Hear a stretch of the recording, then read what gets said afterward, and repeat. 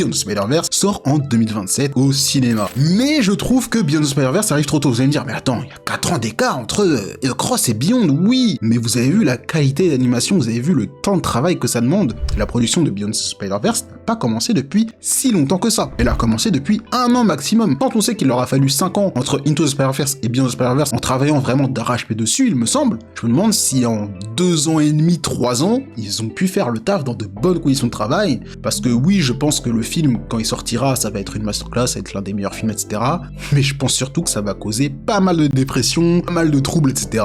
Donc dites-moi ce que vous en pensez, hein. Et personnellement, moi, comme je l'ai dit, comme pour Invincible, je veux une animation ultra qualitative, mais je veux donner le maximum de temps aux animateurs pour qu'ils puissent le faire. Je peux attendre l'arrivée de ce film pendant 10 ans, je m'en fous. Tant que le film est bon et que je sais que c'est parce qu'il y a des raisons d'animation qui sont galères à faire, je prends. Mais bon, après, on connaît l'attente du public, on sait que les gens sont pressés. Je sais que d'un côté, argent aussi, hein, Sony va essayer de tout faire pour le sortir le plus rapidement possible, pour payer le moins ses employés possible. Donc voilà, c'est le monde cruel, c'est la vraie vie, malheureusement. En tout cas, dites-moi ce que vous pensez de cette affirmation, ça m'intéresse.